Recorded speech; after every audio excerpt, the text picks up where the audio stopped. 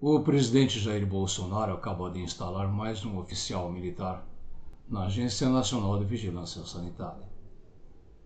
Com isso, provavelmente esse é um governo com mais militares na área de saúde, mais até do que os governos do tempo da ditadura militar. Isso é uma questão muito grave, profundamente grave. Por quê? Porque estamos diante da iminência de uma nova onda avassaladora de contaminações pela Covid-19. Temos um sistema de saúde desorganizado, que sempre funcionou muito bem, mas que durante este período da pandemia está mostrando uma série de falhas, principalmente as falhas que poderiam ser resolvidas ou ser prevenidas com um bom planejamento, principalmente um planejamento de logística. E nós estamos na iminência de vermos o mundo todo recebendo uma vacina, ou duas, ou três vacinas promissoras para resolver esse problema. E o Brasil está ficando para trás.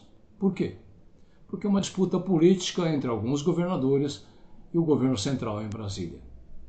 O movimento do presidente Jair Bolsonaro de colocar seus homens de confiança, militares, num setor tão importante, tão estratégico, tão sensível quanto o da saúde, denuncia o seu desejo de manter um controle político sobre essa questão que será crucial na avaliação do seu governo e, portanto, nas chances que ele possa ter de se reeleger em 2022.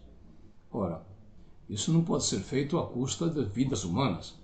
Isso não pode ser feito à custa do atraso por uma semana que seja no fornecimento, na disponibilidade de uma vacina, simplesmente porque essa vacina é feita em parceria com a China ou tem como patrono um governador que é um provável candidato a competir pela presidência da República em 2022.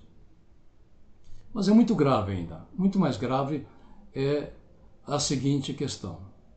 Militares, em geral, não têm habilidades para lidar com a complexidade de uma sociedade civil.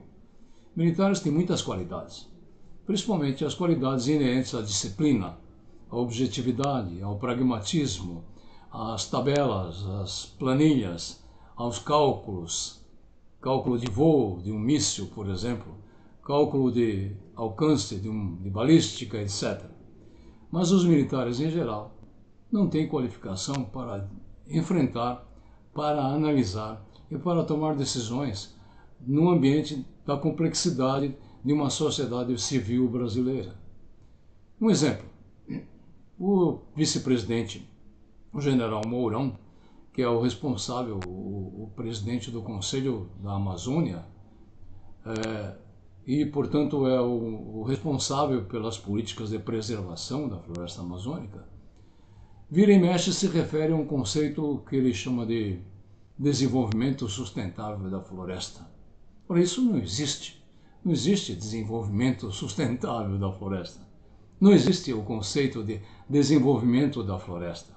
O que existe é o conceito de complexidade, que é muito mais complexo do que a ideia de desenvolvimento sustentável. A questão da sustentabilidade de um ambiente natural, de uma floresta tropical, de uma mata atlântica, de uma floresta amazônica, que é um conjunto enorme de florestas com muitos biomas diferentes, muitos climas, muitas topografias diferentes, muitos regimes diferentes. Não se trata de um desenvolvimento, de uma ideia de desenvolvimento sustentável. Isso é coisa de amador. O que se trata quando se refere à preservação e ao futuro de um conjunto de biomas como o da floresta amazônica é a sustentabilidade. É a construção de meios para que a floresta continue existindo com o mínimo de interferência possível do ser humano, porque ela é frágil. A floresta é um organismo frágil.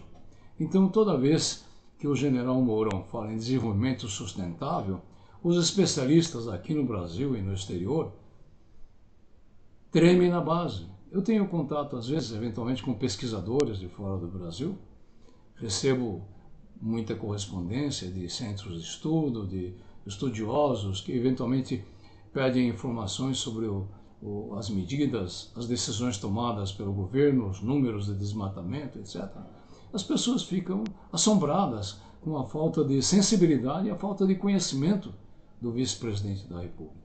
Isso é um exemplo mínimo de como a vida na caserna não prepara um profissional para discutir questões da complexidade que se discute numa sociedade como a brasileira. É como se colocar um pastor, um bispo, um religioso para dirigir, por exemplo, para determinar o que vai ser feito na educação. Opa! Né? Uma coisa muito perigosa, porque o viés religioso é exatamente o oposto do que se necessita para a educação, para a abertura do leque do conhecimento. Né? Então, a imposição de mais um militar no corpo técnico da Anvisa não é simplesmente uma disputa política, é o caminho do desastre. Fala sério.